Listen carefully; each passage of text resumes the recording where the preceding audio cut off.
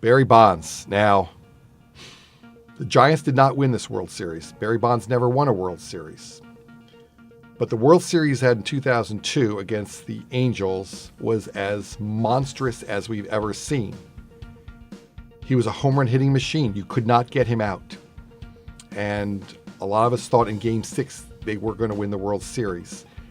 But that said, he couldn't pitch.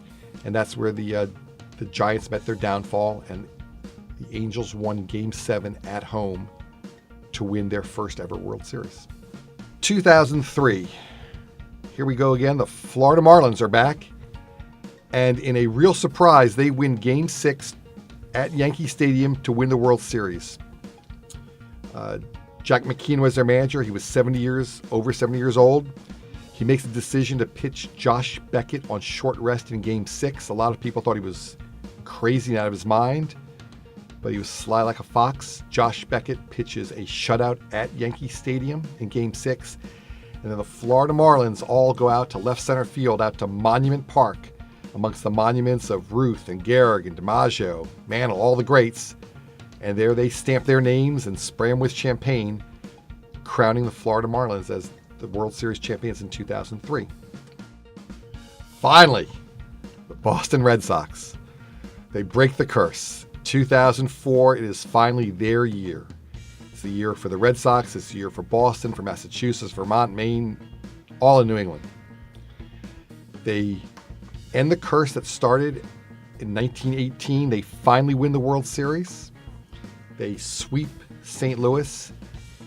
Boston's toughest task was overcoming a 3-0 deficit in the American League Championship Series to beat the Yankees.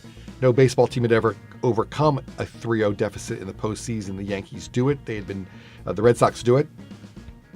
No team had ever overcome a 3-0 deficit in the postseason. The Red Sox do it.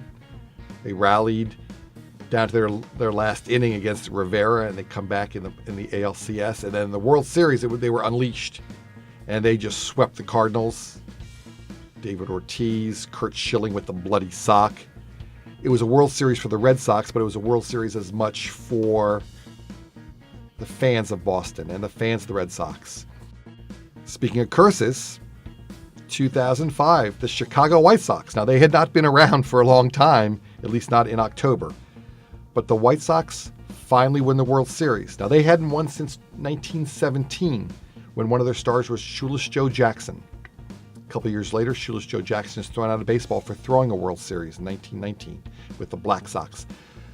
But this team right here, the Chicago White Sox in 2005, a real collection of players in that no huge stars. Jermaine Dye was the World Series MVP. They used a lot of pitchers. Their starting pitching was real good, but they close out the Houston Astros. They sweep them. And they win the World Series in 2005. So another curse ended. 2006, those poor Detroit Tigers. They go into the World Series against St. Louis, and it seems like none of their pitchers can field a batted ball or throw one. They just seem to make error after error after error. The Tigers are in some of those games, but the Cardinals are very fundamentally sound, as they always were under Tony La Russa. And the Cardinals very quickly dispatched the Detroit Tigers, the fumbling Detroit Tigers, to win the 2006 World Series.